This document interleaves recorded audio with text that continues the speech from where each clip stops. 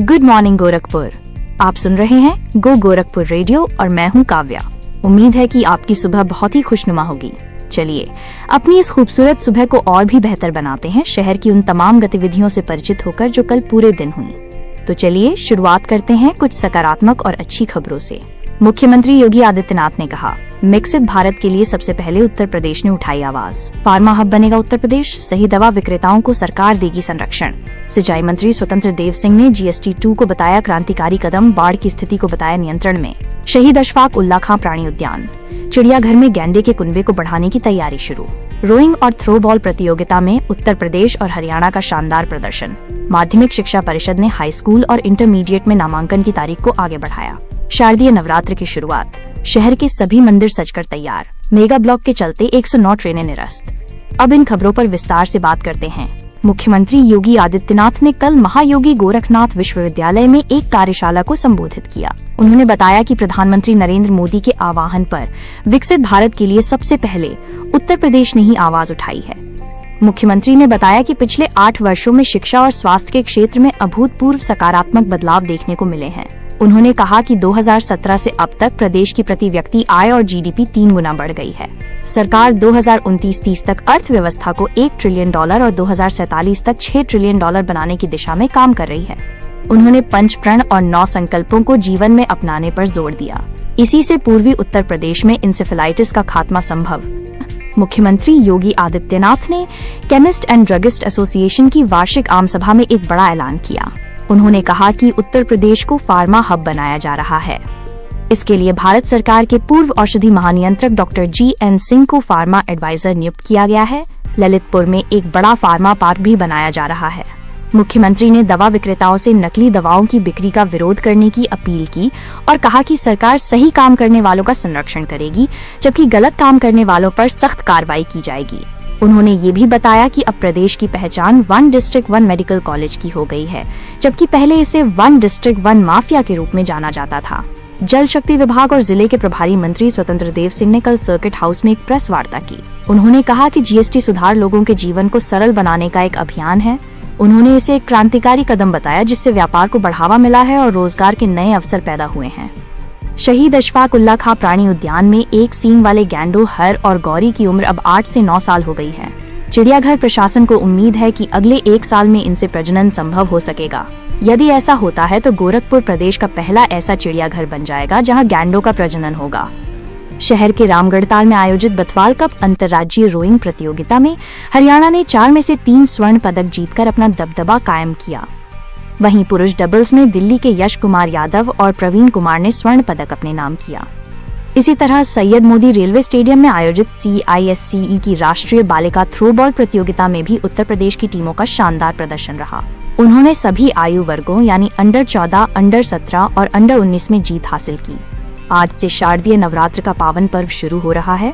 इसके लिए शहर के सभी मंदिर जैसे गोलघर काली मंदिर, दाऊदपुर काली मंदिर और तरकुलहा माता मंदिर को खूबसूरत फूलों से सजाया गया है।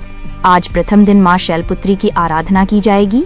वहीं गोरखनाथ मंदिर के शक्ति मंदिर में गोरक्ष पीठाधीश्वर यानी मुख्यमंत्री योगी आदित्यनाथ के सानिध्य में शाम 5 बजे कलश स्थापना की जाएगी। अब बात करते हैं दूसरी महत्वपूर्ण खबरों की। सत्र 2025-27 के लिए B.Ed में दाखिले की स्थिति कुछ खास अच्छी नहीं है। सिद्धार्थ विश्वविद्यालय के कॉलेजों में करीब 90% सीटें भर गई हैं, जबकि दीनदयाल उपाध्याय गोरखपुर विश्वविद्यालय से संबद्ध कॉलेजों में केवल 60% सीटें ही भर पाई हैं। छात्रों के सिद्धार्थ विश्वविद्यालय को प्राथमिकता देने का कारण सेमेस्टर सिस्टम और अधिक फीस है। वहीं माध्यमिक शिक्षा परिषद ने हाई स्कूल और इंटरमीडिएट में नामांकन की अंतिम तारीख को 27 सितंबर तक बढ़ा दिया है। रेलवे विभाग की तरफ से एक बड़ी खबर है। गोरखपुर जंक्शन डोमिनगढ़ तीसरी लाइन और गोरखपुर नखा जंगल दोहरीकरण कार्य के कारण आज से 109 ट्रेनें रद्द कर दी गई हैं। ये मेगा ब्लॉक 21 से 30 सितंबर तक रहेगा। रद्द हुई ट्रेनों में महत्वपूर्ण ट्रेनें जैसे पुणे एक्सप्रेस, कोचीन एक्सप्रेस और देहरादून एक्सप्रेस भी शामिल हैं। राप्ती और रोहिन नदियों का जलस्तर लगातार बढ़ रहा है। राप्ती नदी का जलस्तर बर्डघाट पर खतरे के निशान से 22 सेंटीमीटर ऊपर चला गया है, जिसके कारण शहर से सटे बहरामपुर और तकिया घाट मोहल्ले के घरों में पानी भर गया है। राप्ती ने उत्तरासोत और मलाव गांव में कटान भी शुरू कर दी है।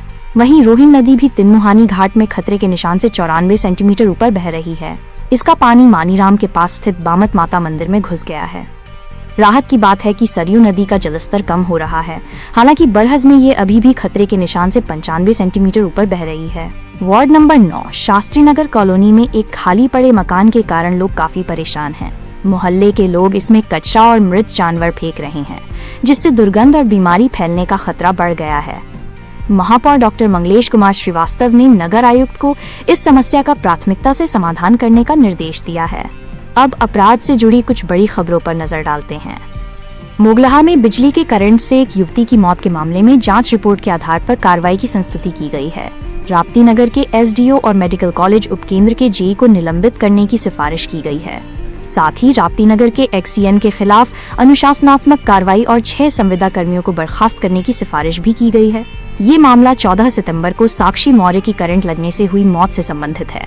पिपराइच में हुए दीपक गुप्ता हत्याकांड के बाद पुलिस ने पशु तस्करों के खिलाफ अभियान तेज कर दिया है। पुलिस ने 25,000 के इनामी पशु तस्कर इमरान अली को मुठभेड़ में गिरफ्तार किया। इसी तरह एक और 25,000 के इनामी गैंगस्टर शाहरुख को भी खोराबार से गिरफ्तार किया गया है। दीपक गुप्ता हत्याकांड का मुख्य आरोपी मन्नू शाह, जो बिहार कोर्ट में सरेंडर कर चुका है, उसे अब वारंट बी पर गोरखपुर लाया जाएगा। पुलिस ने 7 और इनामी तस्करों पर 25,000 का इनाम भी घोषित किया है। रामगढ़ताल इलाके के कठुर गांव में ग्रामीणों ने सुनील चौहान नाम के एक युवक को चोर समझकर ईंट और डंडों से बेरहमी से पीटा, जिससे उसकी मौत हो गई। रामगढ़ताल पुलिस ने मृतक के बहनोई की तहरीर पर केस दर्ज कर लिया है और कुछ युवकों को हिरासत में लेकर पूछताछ कर रही है। कोतवाली इलाके के हजारीपुर में भाजपा नेता और पूर्व डिप्टी मेयर चिरंजीव चौरसिया की 45 साल पुरानी दुकान को बुलडोजर लगाकर ध्वस्त कर दिया गया।